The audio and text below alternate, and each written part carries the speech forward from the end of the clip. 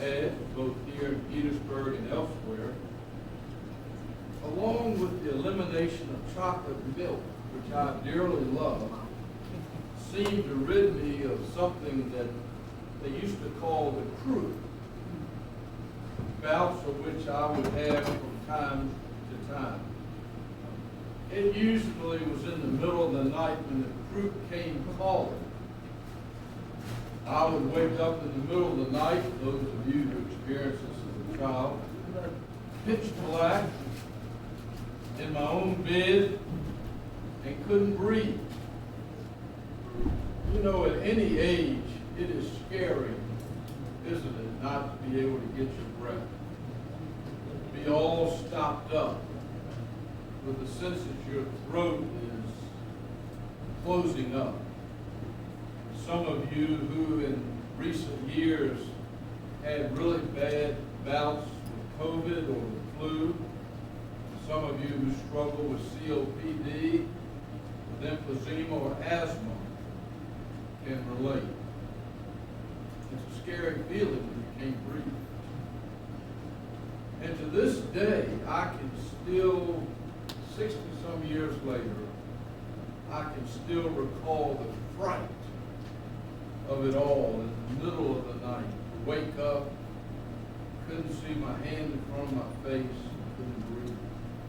And when it happened, somehow, as you did, no doubt, I managed to call out to my mom. It's an amazing thing. Mothers always hear. I don't know how God equipped them so, but mothers, even when they're sound asleep, can hear. And in short order, she would come to my room and she would say, "It's me. I'm here. I'm here."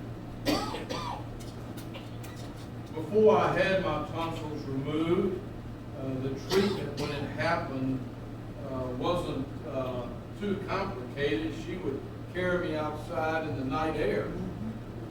Something amazing about the night air seemed to open things up, or she'd take me to the bathroom and turn the hot shower on, and something about the steam in the bathroom made it go away.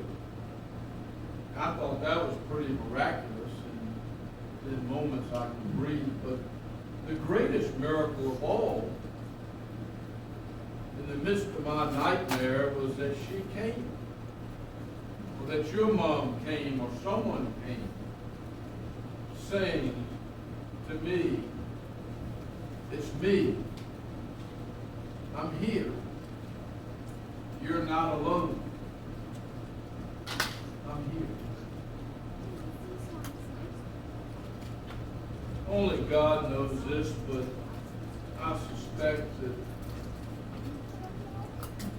some of you are having trouble breathing this morning. Oh, I don't mean that you have today the old-fashioned croup or COPD, but your anxiety and your worry, your fear about any number of things this morning is squeezing the breath out of you, squeezing the life out of you. No one around you knows this. We are, as that old song went, such great pretenders. Only God knows, and He knows very well. And maybe Jesus is whispering to you in the midst of your anxiety attack that you're doing your best to keep under wraps. He's saying this morning in this old fellowship hall, "It's me. I'm here with you." The real question isn't His presence, but rather, are you listening? Are you listening? On another occasion in John 6, read moments ago, the disciples were having what I would call a group panic attack. This time, though, it wasn't a storm per se. You'll recall, those of you who've been here in recent weeks, a month ago, June 23rd, we looked at that familiar passage in Mark 4, where the disciples thought they were going to drown.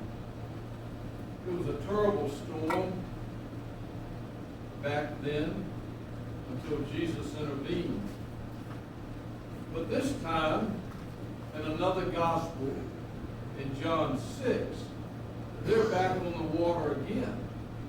But it's not so much a storm as it is something they've never seen before. It's nighttime. The water is kicking up a little bit, but not like over in Mark. But all of a sudden they see something they've never seen before in their life. You know, it doesn't really matter if it's crude or if it's, in their case, a stranger walking on the water in the dead of night, or if it's your overdrawn bank account, or if it's some mysterious ailment the doctors cannot yet figure out. When it's dark, it's dark. And when you can't see your hand in front of your face, no matter the cause, when the future seems blank, no matter the reason, when you're in uncharted waters, you may find yourself drowning not in water, but in fear this morning, in panic, in anxiety, in worry. I had a friend who was driving down Chippenham Parkway one afternoon, going from one sales call to another.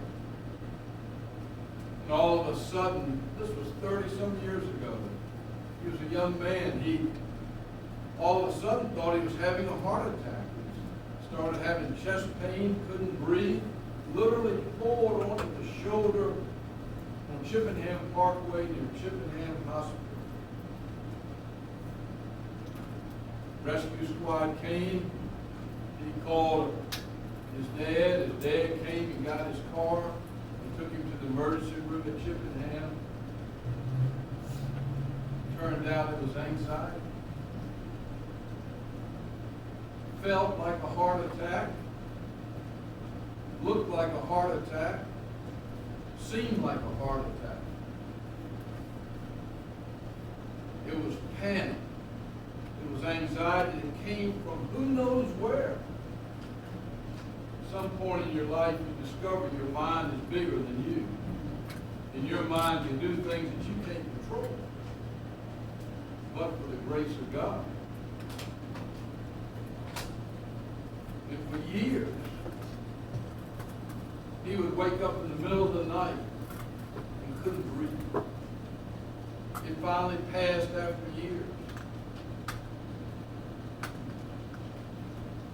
Jesus says to us, just as he said to the disciples that night, if you'll look to him and listen, he says, it's I. It's me. I'm here.